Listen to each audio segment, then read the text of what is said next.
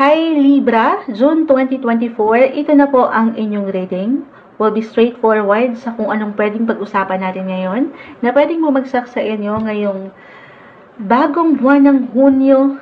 Kuha tayo ng ilang mensaheng gabay lamang po para sa mga Libra. June 2024, anong maiwan natin para sa kanila? Message. Libra. June 2024. Libra. Okay, meron na bumagsak. June 2024, sa taong nakikinig ngayon, Libra. Okay. Guidance, advice po.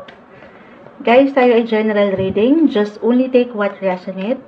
Still, okay, may sumama na sa akin kamay. Libra, the Ace of Cups, the Four of Cups, the Page of Wands, and the Six of Cups. This one is in reverse, pero regardless, new beginnings, new opportunities, limitless yung ganap ngayong buwan. May ilang lakad ba kayo or lalakarin? May umaangat na travel? Or kahit, para bang may magta-time travel? Merong ilang pag-reminisce, pagbabalik tanaw, kahit over the net lamang ito para sa ilan sa inyo. Very normal na these days. Yung ilang connections, especially from the past rin, the Six of Cups ay narito, di ba? Umaayon po ang aso, pero maring meron ditong reconnection. Ayan. Mukhang kailangan natin mag-pause. Reconnection, reconciliation, why not? May pag-aayos. Ayan, or even reunion. Puro Pero may lakad kayo. Pwede ba kami sumama dyan? Charis. Okay, para bang halimbawa nasa Maynila kayo. Merong pagbabalik sa probinsya.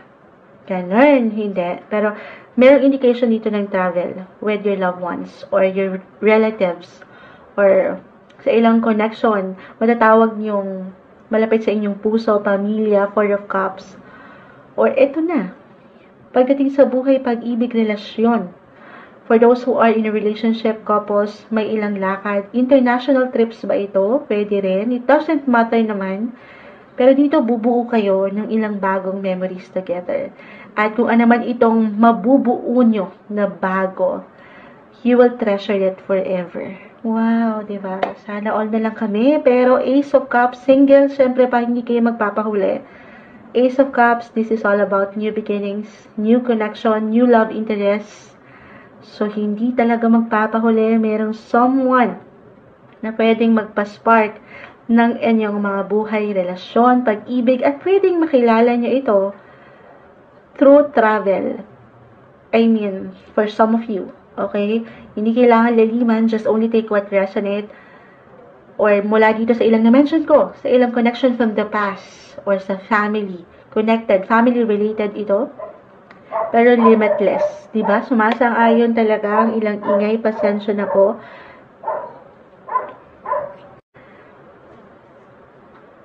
Libra, kung hindi maka-apply yung ilang unang messages ko, then move on tayo para sa mga nasa trabaho. Buhay, karera, career, maging ano pa man yan, okay? Merong ilang bago, baka dyan mag-apply yun.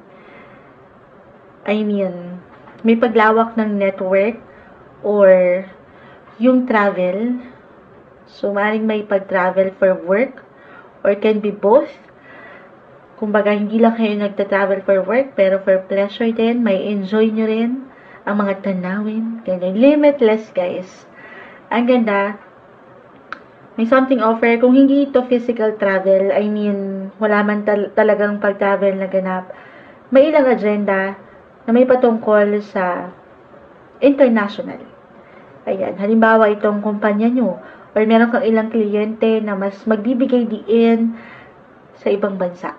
Yung kumpanya nyo, ikaw yung mag-represent ng something dyan, ikaw ang magiging representative. So, magandang possibility pagdating sa part na yan. Kung saan mas maipapakita mo ang iyong kakayanan. Okay? Or, na-mention ko yung family. Kahit over the net lang ito, yung reunion, reconnection, na merong something ganap sa pamilya na kung saan it could be one of your siblings, okay? Or relatives, cousins, dito yung nag-a-appear, 6 of Cups, 4 of Cups. May ilang pagbibigay. I mean, tanggapin na natin. May something benefits, okay? Regalo ba ito? Or kahit sa simpleng paraan kung paano ka mapapasaya or kung meron talaga kayong pangangailangan, meron tayong suporta na nakikita. Hindi kayo nag-iisa, Libra. Okay? Work, ayan, palipat-lipat ng sektor si Moonchild. Baka hindi ko kasi na-add. Kung dito mag-apply yung ilang inaasikaso, kung meron kayong travel dealings or may ilang ganap dyan, kahit sa simpleng pag-ayos ng inyong mga visa, passports, travel documents, maganda yung flow na nakikita natin. Okay? Dito, parang dito yung inspirasyon, maybe isang sign na papaangatin yung motivation. Nagaano man, especially nitong mga nakalipas na buwan ay nakaramdam kayo ng kabagalan. This time, may pagka-smooth yung transaksyon. Mas magaan. Merong improvement or development. Meron kayong balita na matatanggap in regards dito. Stay optimistic lamang po. Okay? And, ano pa bang ma-add natin dito? It's all about new beginnings, new energy. Yung energy nyo kakaiba ngayon. Parang handa kayong sumuong sa pwedeng iwan or iba to sa inyo ng buhay. Highs or lows, positive or negative, na ang ganda.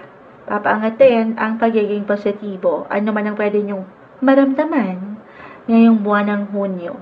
Okay? Nang hindi kayo nagmamadali, guys, another reminder, maparelasyon man ito, ayan, or trabaho, kung meron kayong something na agreement, partnership, or i-invest, kahit simpleng enerhiya, well, as a Libra, parang hindi nyo na kailangan ito. You're all about balance. Alam nyo na ito, mahalaga sa inyo na pinaproseso muna ang bawat paghakbang, bawat desisyon, pinag-aaralan, re-research kung kinakailangan, okay?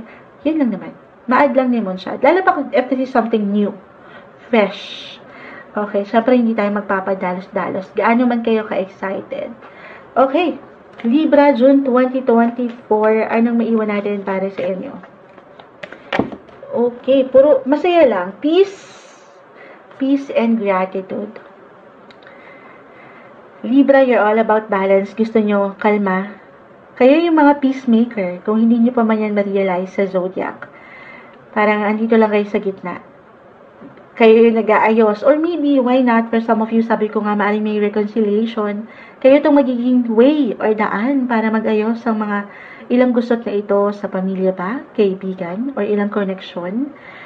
Mas makakaramdam kayo ng peace of mind ngayong June. Claim natin yan. At dyan, mas mapapaangat nyo ang pasasalamat. Yung kung ano meron kayo ngayon, yung bawat opportunity, new beginnings, yan. Maybe isang message yan. Napapaangat yan yung pagiging thankful or grateful sa kung ano yung ngayon, sa kung ano yung ganap ngayon. Iwas lang sa pressure, huwag magmadali, huwag mainit. Stay positive ngayong June 2024 para sa inyo, Libra.